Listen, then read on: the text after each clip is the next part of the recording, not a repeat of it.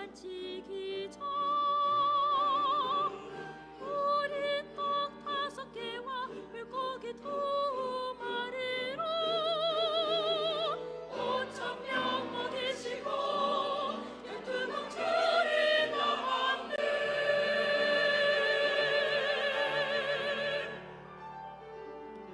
주 예수님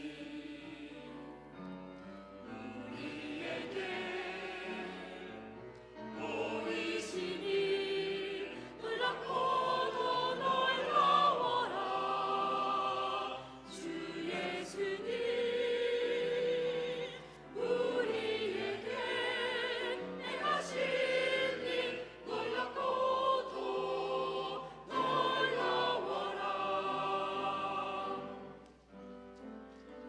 실로암에서는 먼자도 환희는 뜨고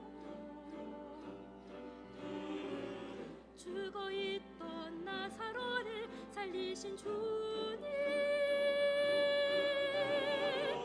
풍랑이는 바다와 오지고 거센 바람도 예수님 명하시면 모두 다 잠잠해지네.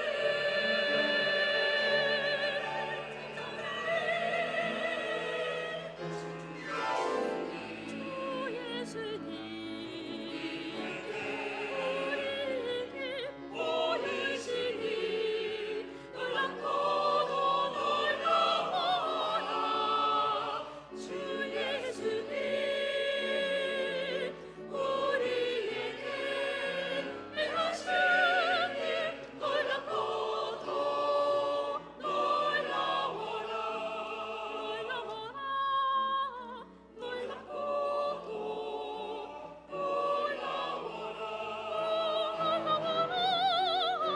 놀랍고도 참 놀라워라.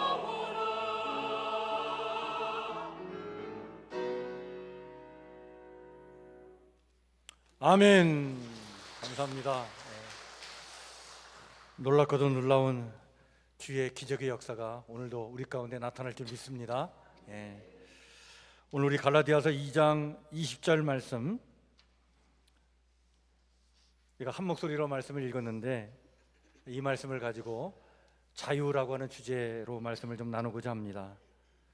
여러분, 이 자유라고 하는 주제는 우리네 삶에 있어서 매우 중요한 이슈입니다.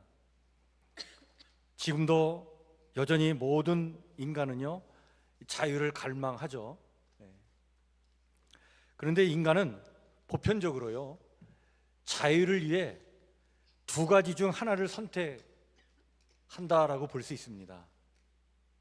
하나는 전통, 관습, 의무, 규범에 집착하는 것입니다. 그 틀 안에서 자유를 찾으려고 하는 거예요. 그 누군가가 만약 그 틀을 벗어나면 서로 불편해지고 모두의 자유가 침해당한다고 생각하기 때문에 기준과 틀 안에서 행복과 자유를 찾으려고 하는 거죠. 또 하나는 그 틀에서 완전히 벗어나서 그냥 자기가 하고 싶은 대로 삶을 그냥 자유롭게 살아가는 것에서 자유를 찾으려고 하는 것도 있습니다.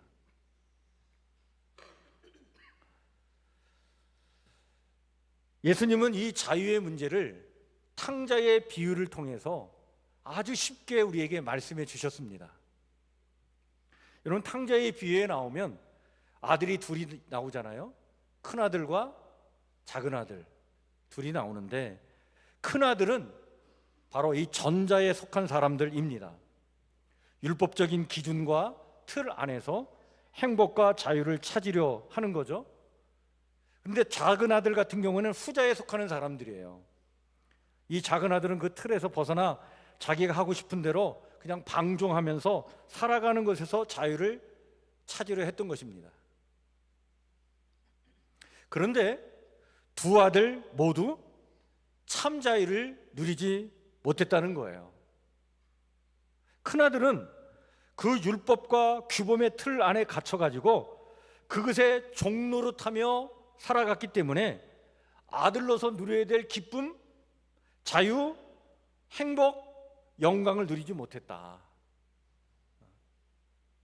작은 아들은 방탕한 생활을 하면서 죄의 종노릇하며 살았기 때문에 처음에는 그게 자유로운 듯 했지만 결국은 아주 비참한 꼴이 되잖아요.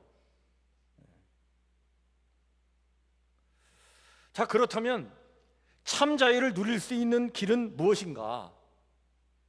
어떻게 우리는 참 자유를 누리고 아들로서의 기쁨과 행복을 맛보며 이 땅을 살아갈 수 있을까? 예수님은 바로 돌아온 탕자를 통해서 그것을 말씀해 주고 있는 것입니다. 참 천만다행한 일은 이 작은 아들이 돌아왔다는 거예요. 감히 아들의 자격을 다시 얻기 위해서 돌아온 건 아니에요. 왜냐하면 이미 아들의 그 권한을 다 잃었어요. 그렇지만 아버지 집에 종이라도 되어가지고 그냥 먹고 살기 위해서 돌아온 거예요. 자, 그런데 이 작은 아들을, 그러나 그 아버지는 참 사랑도 많고 자비도 많고 은혜도 풍성하신 그 아버지는 그 아들을 무조건 받아들입니다. 종이 아니라 아들로 받아들이는 거예요. 그리고 다시 아들의 권위를 회복시켜 줍니다. 아들로서의 영광과 기쁨과 자유와 그 평안과 복을 누리도록 은혜를 베풀어 줘요. 그리고 나서 잔치를 열어주죠. 여러분, 돌아온 이 작은 아들은 이렇게 조건 없이 받아주는 아버지의 그 사랑과 은혜로 참 자유를 얻게 된 거예요. 예수님이 이 비유를 통해 성경이 말하는 참 자유가 무엇인지를 우리에게 알려주셨죠. 바로 그것은 종노릇에서 벗어나는 것이다. 율법의 속박에서 벗어나거나 세속의 죄악에서 벗어나야 한다는 거예요. 그리고는 하나님 아버지의 그 조건 없는 사랑과 그 은혜 안에 거할 때만이 거기서 인간은 뭘 얻을 수 있어요? 참 자유를 얻을 수 있다. 하나님이 나를 얼마나 사랑하시는지 인간의 모든 죄를 용서하시면서 그 모든 속박과 종노릇에서 벗어나 하나님의 아들과 딸들로 이 땅을 살아가도록 그 다함 없는 사랑의 은혜를 베풀어 주시는데, 그 사랑과 은혜 안에서 우리는 비로소 참 인간됨과 참 자유와 기쁨과 평강을 맛보며 이 땅을 살아갈 수 있다. 그것을 말씀해 주고 있는 거죠. 여러분, 초대교회 성도들은요, 이 자유, 예수님의 그 사랑과 은혜 안에서 체험하는 그 자유를 맛본 사람들이에요. 그리고 그 자유의 복음을 전한 사람들이에요. 예수 그리스도의 사랑과 은혜 안에 거할 때 우리는 참 자유를 맛보았습니다. 참 자유가 여기 있습니다. 그것을 증언했던 사람들이 초대교회 성도들입니다. 당시 이 자유의 복음을 증언했던 그리스도인들은 따라서 일체 모든 종교에서 벗어나려고 했던 거예요. 그래서 여러분, 우리 초대교회 성도들은요, 어떤 또 하나의 종교를 만들어가지고 종교 생활을 하려고 기독교인이 된 사람들이 아니에요. 모든 종교에서 탈피하려고 바로 그리스도인이 된 사람들이에요. 인간을 종노릇하게 하는 종교에서 벗어나려고 탈종교화 운동을 펼쳤던 사람들이 누구냐? 그게 초대교회 성도들입니다. 그 탈종교화 운동이 예수님이 가르쳐 주셨던 하나님 나라 운동인 거예요. 따라서 신에게 인정받으려고 그냥 막 거창한 의식을 행하고 막 율법을 지키려고 애를 쓰고, 왜? 그래야 신으로부터 인정받으니까. 또 신 앞에서 막 여러 가지 그냥 우상 숭배적인 그냥 요소를 총동원해 가지고 신을 만족시켜 주려고 하는 이런 모든 종교 의식, 종교 행위를 다 거부한 거예요. 왜? 거긴 자유가 없어요. 오히려 인간을 속박하는 억압만 있을 뿐인 거예요. 오직 하나님의 사랑과 은혜 안에서만 참 자유를 맛본 교회, 초대교회 성도들은요, 그 모든 종교 행위와 그 종교 의식들을 다 거부했던 겁니다. 따라서 당시에 로마 제국으로부터 핍박을 받았던, 박해를 받았던 초대교회 성도들은요, 그때 로마 제국으로부터 어떤 낙인을 받게 되냐면, 이 저놈들은 아주 비종교적인 놈들이야. 저놈들은 신을 무시한 놈들이야. 그런 낙인을 받게 된 거예요. 그래서 로마 황제라고 하는 살아있는 신을 숭배하지 않았어요. 그렇게 까닭에 더 많은 박해를 받게 되었다. 뿐만 아니라 자유의 복음을 증언했던 초대교회 그리스도인들은요, 또한 탈세속화 운동을 펼쳐나갔습니다. 죄의 종로로 타는 데서 벗어나는 운동을 하게 된 거예요. 이게 바로 하나님 나라 운동인 거예요. 탈종교와 탈세속화를 통해서 참 자유를 추구하려고 했던 것이 초대교회 성도들의 신앙의 모습이었다. 여러분, 이 일에 누구보다도 열의를 갖고 복음을 전한 사람이 누굽니까? 바울입니다. 바울은 복음 안에서 누리게 된 자유를 제대로 맛보고 체험한 사람이었어요. 여러분, 바울은요, 아주 철저한 율법주의자 아니었습니까? 모세의 율법 안에서 인간은 의롭게 될 수 있다라고 여겼고, 그 율법을 잘 지켜 행함으로 구원을 받을 수 있다고 생각했고, 그 율법을 잘 실천함으로 말미암아 온전하게 되고 거기서 자유를 얻을 수 있다라고 생각을 한 거예요. 그런데 나중에 알고 보니까 율법의 종노릇 할 뿐이었지 참 자유와 평안과 기쁨이 그에게 없었어요. 부활의 주님을 만나고 그 주님으로부터 오는 그 깊은 사랑과 은혜를 체험하고 나서야 거기서 참 자유를 맛보게 된 거예요. 따라서 진리가 너희를 자유케 하리라 라고 하는 이 예수님의 말씀이 무슨 뜻인지를 제대로 알게 된 거예요. 아, 진리 되신 주님, 그 주님께서 베풀어 주시는 그 사랑과 은혜, 그 안에 거할 때만이 참 자유를 맛볼 수 있는 거구나. 이 자유의 복음을 일목요연하게 정리하여 전하여 준 말씀이 여러분, 그것이 갈라디아서입니다. 그래서 갈라디아서는요, 우리가 자유의 복음이다 이렇게 말씀할 수 있어요. 여러분, 바울이요, 바나바와 함께 지도에 보면 이렇게 1차 전도 여행을 하게 되는데, 그때 어디에 가냐면 지금의 트르키의 중부 지방을 갑니다. 거기가 갈라디아 지방이에요. 거기 가서 교회를 세웁니다.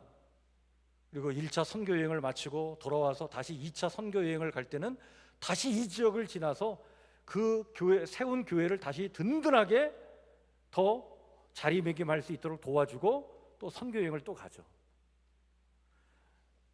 한 5, 6년의 시간이 지났습니다. 3차 선교 여행을 할 때 그때 소식이 들려옵니다. 갈라디아 지방에 있는 교회들이 어려움을 겪고 있다는 거예요. 어떤 어려움을 겪고 있느냐? 그 교회 안에 이상한 복음을 전하는 사람이 들어왔다는 거예요. 다른 복음을 전하는 사람이 들어왔다는 거예요. 그들이 누구냐? 아주 철저하게 율법주의를 강요하는 그런 유대인들인데, 그들도 기독교인들이라고 하면서 들어와가지고는 뭘 얘기하느냐? 제대로 구원받으려면 율법을 지켜야 된다 말이지. 예수 그리스도의 그 십자가 사랑과 은혜로는 불충분하다. 따라서 유대인들이 지키는 가장 기본적인 것, 할례의식, 정결 음식, 코셔라고 하는 음식이 있는데 그걸 먹어야 되고, 그리고 안식일은 기본으로 지켜야 된다.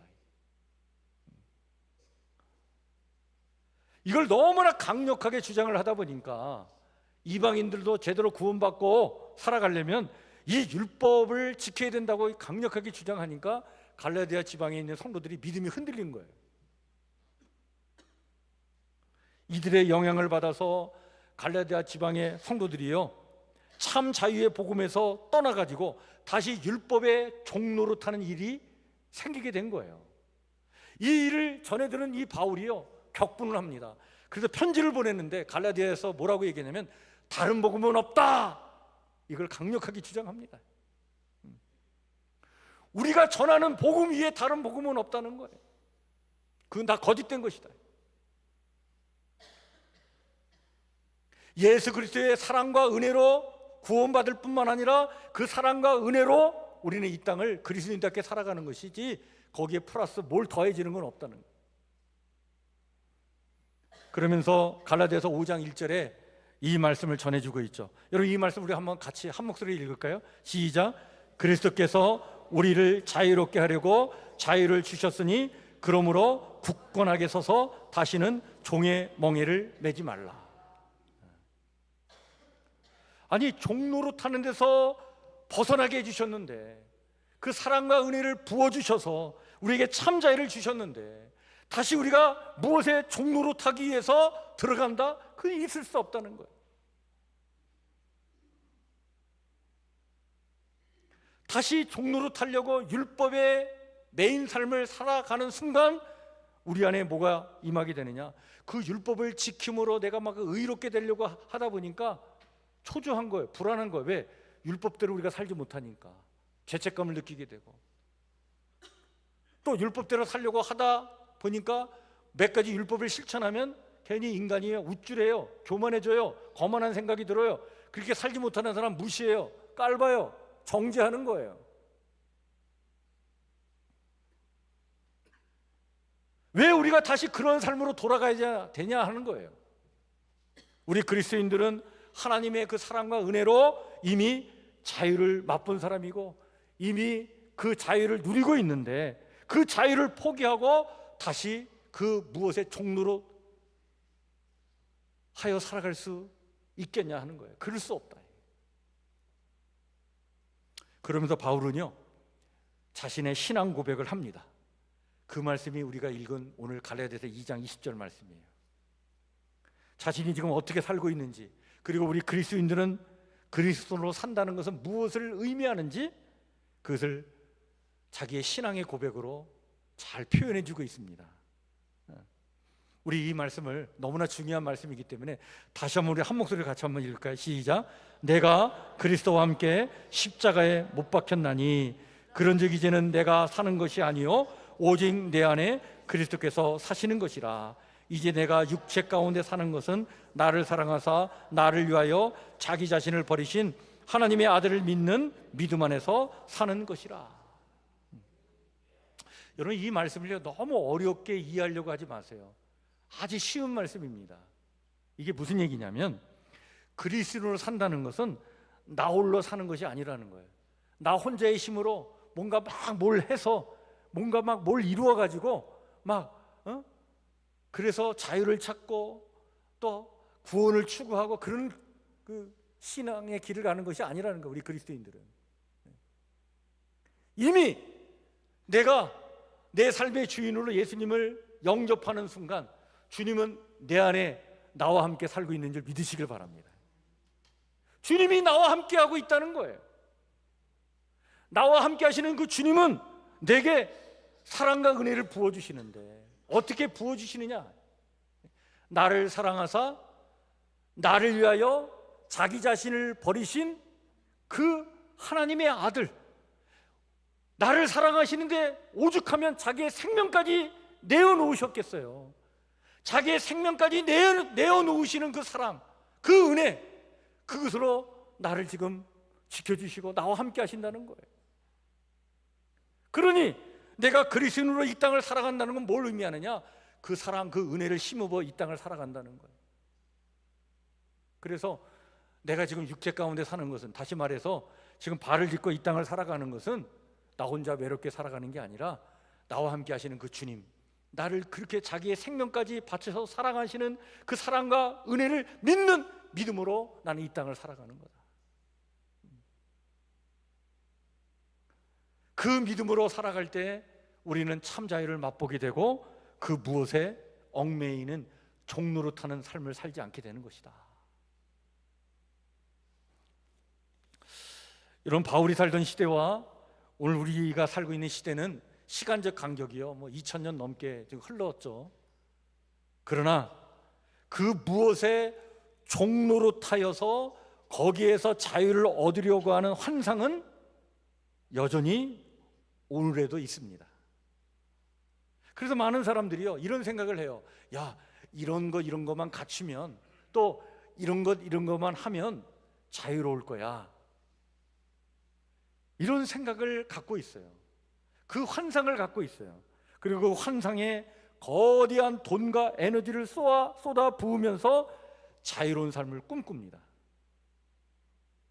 그런데 여러분, 이것은 환상일 뿐이지 참 슬프게도요 우리는 이런 것을 통해서 자유를 경험하지 못합니다. 오히려 그 무엇에 매여 살게 되는 거예요. 여러분, 한때 전원 생활을 하면 도시 생활에서 누리지 못하는 자유로운 좀 삶을 누릴 수 있겠다라고 하는 그 환상을 갖고 전원으로 내려갔던 분들이 많습니다. 그래서 전원 생활 붐이 일어난 적이 있어요. 지금도 종종 이런 생각으로 전원 생활을 꿈꾸는 분들이 있습니다. 제게도 그런 환상이 좀 있어요. 그래서 은퇴 후에 시골로 내려가서 살면 좀 자유로운 삶이 되지 않을까. 근데 저희 아내는 계속해서 꿈깨라고 얘기합니다. 꿈깨라고. 근데 진짜 유튜브에 들어가 가지고요 전원 생활의 실상을 딱 쳐보면 전원 생활을 했던 사람들의 이야기가 쫙 나와요. 요즘에는 그냥 유튜버들이요 뭐 그런 것들 다 막 이렇게 올려요. 그래서 제가 보면 정말 우리가 상상하는 것과 현실은 너무 차이가 있어요. 얘기합니다. 뭐라고 얘기하냐면 전원 생활을 한번 해봐라는 거예요. 전원 생활을 하면 2년 버티기가 힘들다는 거예요. 전원 생활 그거 머슴 생활이다. 자유롭게 자유를 얻으려고 갔는데 얼마나 그 전원 생활에 일이 많은지요 말이죠. 막 풀 뜯다가 시간 다 보낸다는. 이게 전원 생활을 하는 건 그 머슴 생활이라는 거예요. 여러분, 한때 이런 광고가 유행한 적이 있어요. 자유는 무엇인가? 자유는 여행이다. 막 여행의 붐을 막 일으켰습니다. 지금도 많은 사람들이 좀 여유가 있으면 여행을 좀 가려고 하죠. 여러분, 여행이라는 것은 우리의 삶의 아주 소중한 한 부분이에요. 여행의 효과가 참 커요. 여러분, 여행을 이렇게 다녀오면 일상의 삶에 다시 생기가 이렇게 생기게 됩니다. 그러니까 우리의 일상의 삶이 이렇게 계속 반복된 삶을 살다 보면 좀 단조로워지잖아요. 여행을 한번 다녀오면 리프레시가 되죠. 그냥 이렇게 뭔가 이렇게 좀 삶의 전환이 일어나고 좀 생기가 생기고 막 그래요. 그래서 여행이 참 중요합니다. 필요해요. 그런데 여행만 하면 어떨까요? 여행만 하면 어떨까요? 그 굉장히 큰 노역입니다. 정말 힘든 일이에요. 여러분, 여행만 하면 정말 자유로울까요? 그렇지 않습니다. 제가 성지순례를요 한 2번 다녀왔는데, 성지순례를 한번 가면 이게 뭐 2박 3일이나 3박 4일로 다녀오는 게 아니라 한 뭐 10박 뭐 11일 뭐 11박 12일 막 이렇게 다녀와야 되잖아요. 그렇게 다녀보면 처음에는 그냥 가서 배울 것도 많고 볼 것도 많으니까 막 그냥 막 정신없이 다녀요. 근데 한 5일 지나잖아요. 움직이기가 싫어져요. 그냥 자리만 보면 앉고 싶은 거예요. 나중에 한 10일 정도 지나잖아요. 가이드가 여기도 가야 된다고 저기도 가야 된다고 막 끌고 다니는데 가기 싫은 거예요. 빨리 집에 돌아가고 싶어요. 그게 여행이에요. 경제적 자유를 꿈꾸는 사람들은요 직장 생활을 하지 않아도 먹고 살 만한 어느 정도의 돈을 좀 마련하면 아주 자유로운 삶을 살게 되지 않을까, 이런 생각을 갖습니다. 그런데 여러분, 경제적 자유를 누린다고 저절로 자유가 확보되는 것은 아닙니다. 그건 환상이에요. 그걸 나중에 알게 됩니다. 경우에 따라서는요 그 경제적 자유를 누리려고 돈에 집착하다가 돈의 종노릇하게 되어가지고 참 인생을 힘들게 사는 사람들도 주변에 있습니다. 우리는 그 무엇에 매여서 자유를 쫓지만 그러나 절대적인 자유라고 하는 것은 없다는 사실을 우리는 알게 되죠. 사실 그런 자유는 환상에 불과하다. 그런데 여러분, 오늘 갈라디아서를 통해 성경을 우리에게 말씀하고 있는 거예요. 자유는 그런데 실제로 우리가 체험할 수 있다는 거예요. 어떻게? 주의 사랑과 은혜 안에 거할 때. 할렐루야. 주님 주시는 그 사랑과 은혜를 체험하게 될 때 거기서 이 세상 사람들이 누리지 못하는 그 자유의 기쁨과 그 맛을 우리는 맛보고 누릴 수 있다. 이것을 체험한 유진 피터슨이라는 목사님이요, 책을 썼습니다. 자유라고 하는 책을 썼는데 아주 굉장히 잘된 책입니다. 갈라디아서를 재해석한 말씀인데, 이 유진 피터슨 목사님이라는 분이 사실 몇 년 전에 이제 세상을 떠났지만 참 많은 목회자들에게 도전을 주었던 그런 아주 훌륭한 목사님이신데, 이분이 그 자유라는 책에서 이런 말을 합니다. 자기의 고백을 하는데 뭐라고 하냐면, 믿음 안에 살 때 나는 자유롭다. 하나님을 내 삶의 중심에 둘 때 나는 엄청난 자유와 놀랄 만한 자발성을 깨닫는다. 그러나 내 의지대로 살아갈 때는 자유가 현저하게 줄어든다. 그것은 갑갑하고 염려가 많은 삶이다. 그러면서 동시에 이런 말을 남겼습니다. 자유는 선물이다. 동시에 기술이다. 자유는 하나님이 주시는 선물이며 각 사람이 실제 삶에서 훈련해야 하는 기술이다. 자유를 이해하려면 자유를 배워야 한다. 자유를 얻으려면 훈련을 해야 한다. 여러분, 자유는 실로 하나님의 선물입니다. 우리를 향해 부어주시는 그 사랑과 은혜 안에 거할 때 진실로 우리는 거기에서 이 선물을 맛볼 수 있는 거예요. 이 자유의 선물을 맛보는 거예요. 우리가 그 무엇을 잡으려고 하고 거기서 종노릇할 때 자유는 주어지지 않습니다. 그건 환상이에요. 자유는 하나님의 선물입니다. 또한 자유는 기술인 거예요.